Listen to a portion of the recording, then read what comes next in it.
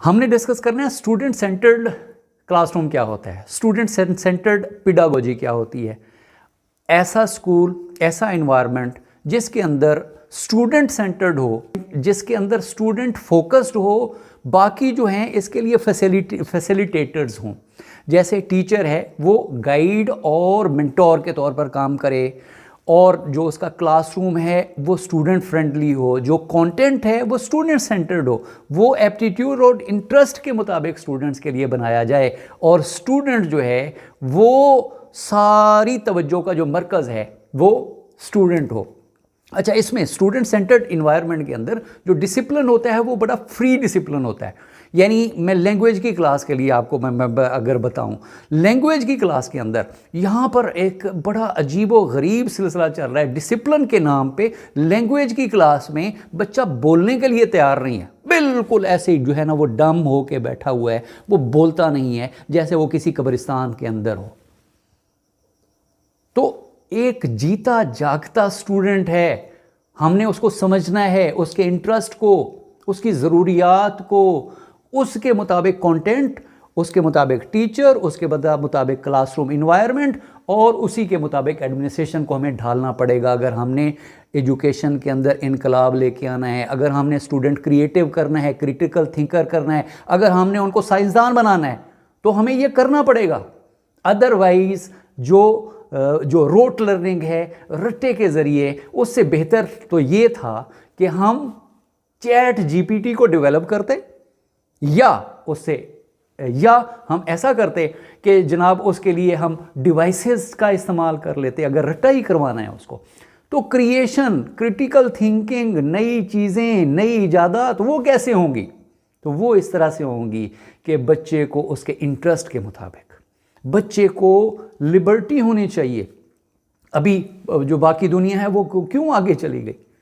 हमारा अलमिया ये है कि हम अभी वही बैकवर्ड थिंकिंग है हमारी, कि जितना जो है ना वो सख्त डिसिप्लिन होगा, जितना जो है ना वो बच्चा जो है वो बड़े सख्त और सब्जेक्ट सेंटर्ड और कंटेंट को याद करेगा, उतना हम तसव्वुर करते हैं कि हमारा जो अचीवमेंट लेवल है वो वही है। जो बच्चों के, हम तो बच्चों की क्रिएटिविटी के दुश्मन हो गए हैं, क्रिएशन नहीं करने देते। मैंने मिसाल पहले भी दी कि एक लैंग्वेज की क्लास है, इंग्लिश लैंग्वेज की क्लास है, बच्चों को बोलना मना है, टीचर साहब बोले जा रहे हैं 40 मिनट बच्चे जो है ना वो बिल्कुल साइलेंट लिसनर हैं।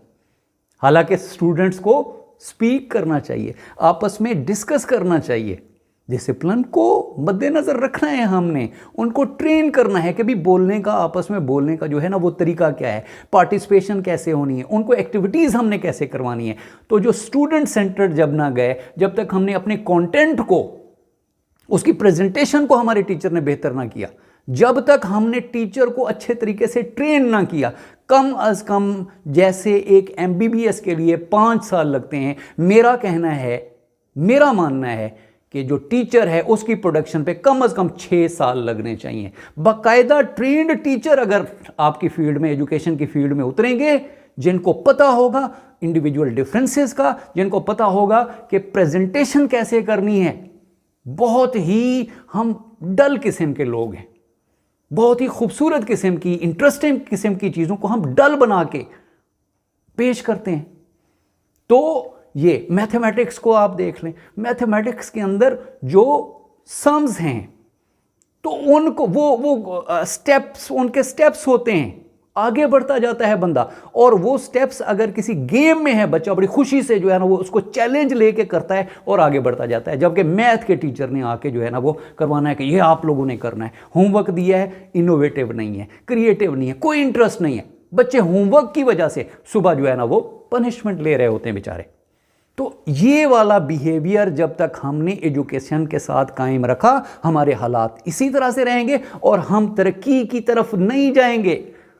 हमारी हुकूमत को मेरी ये अर्ज़ है इस वीडियो के ज़रिए कि हुकूमत जो है वो इसके ऊपर सोचे, टीचर ट्रेनिंग के ऊपर सोचे, कंटेंट डेवलपमेंट के ऊपर सोचे, बच्चों को थोड़ा फ्लेक्सिबल इन्वायरमेंट हो।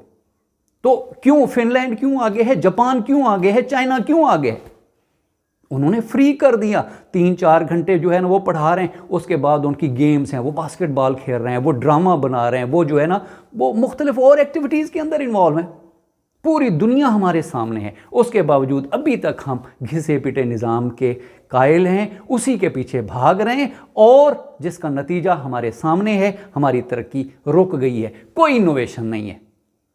इतने सारे डॉक्टर्स, इंजीनियर्स, पूरी मार्केट भरी पड़ी है, लेकिन ना ही हमारी कोई अर्निंग हो रही है, ना ही कोई क्रिएशन हो रही है, ना ही कोई हम नई चीज़ें दुनिया को, नई प्रोडक्ट्स बना के दे रहे हैं। तो हमारी जो तालीम का अलमिया है वो है ही यही कि हमने इसके ऊपर तवज्जो तक नहीं दी जब तक हम ये सारी चीज़ें नहीं बदलेंगे। और मेनली टीचर और उसके एटीट्यूड को नहीं बदलेंगे। एटीट्यूड का मतलब है उसकी मतलब थिंकिंग हो कि जो स्टूडेंट है वो मेन है, स्टूडेंट के लिए मैं आया हूँ, उसको कैसे मैंने अच्छे तरीके से पेश करना है। मतलब एक मेडिसिन है, उसकी प्रेजेंटेशन इतना ज़बरदस्त हो गई, लेकिन हम जो खूबसूरत, इंटरेस्टिंग, फ़नी किस्म की जो हमारी लर्निंग का एटमॉस्फेयर है, उसको हमने एक ऐसी जो है ना वो टेंशन, क्लासरूम के अंदर जितना टेंशन होती है, बच्चों को हमें ट्रेन करना होगा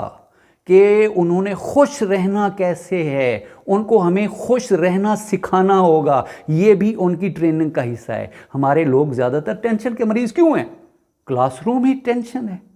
उनकी 16 साल 18 साल के लिए हम उनको टेंस क्रिएट, वो हम उनसे तवक्को करें कि ये जो है ना वो रोडों के ऊपर आपस में लड़ाई झगड़ा नहीं करेंगे, एक दूसरे के ऊपर लिटिगेशन नहीं करेंगे।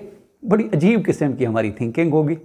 तो जब तक हमने अपनी एजुकेशन को, अपने टीचर को, अपने एनवायरनमेंट को बेहतर ना किया, और जब तक हमने बच्चों के इंटरेस्ट को मद्देनज़र ना रखा, तो हमारी सोसाइटी के जो खराफात हैं, जो इसके अंदर बुराइयां हैं, जो इसके अंदर जो प्रैक्टिकल एस्पेक्ट के अंदर डिसऑनेस्टी फैली हुई है, उसकी वजह यही है कि हमने स्ट्रेस में रखा हुआ है, हमने एक प्रेस किया हुआ है। जैसे स्प्रिंग को 16 साल के लिए हम स्प्रिंग को सप्रेस करके रखें, तो वो जब उसको जो है ना वो मौका मिलेगा, जैसे ही वो फ्री होगा तो वो लोगों के लिए मुश्किल पेश करेगा। या हम किसी चीज़ को इतना ज़्यादा कंप्रेस करके रखें, तो जब उसने फटना है तो वो तबाही, उसकी जो एनर्जीज़ हैं उसको हम सप्रेस कर देते हैं, बजाय इसके कि उसकी एनर्जीज़ को सही डायरेक्शन दें। हम डिसिप्लिन के नाम पे, हम मुख्तलिफ चीज़ों के नाम पे हम उसकी इंटरेस्ट, क्यूरियोसिटी और इल्म से जो मोहब्बत है उसको दफन कर देते हैं, और उसके बाद वो एक डल, बोरिंग और बिल्कुल जो है ना वो अजीब व गरीब किस्म का, सीरियस किस्म का जो है ना वो जो सोसाइटी को, लोगों को बहुत ज़्यादा तंग कर रहा होता है। तो हमने एक खूबसूरत सोसाइटी बनानी है। और आखिरी मैसेज यही है मेरा कि बच्चों को खुश रहना भी हमने सिखाना है, ये भी उनकी प्रैक्टिकल लाइफ का हमने हिस्सा बनाना है। Thank you for listening, thank you for watching.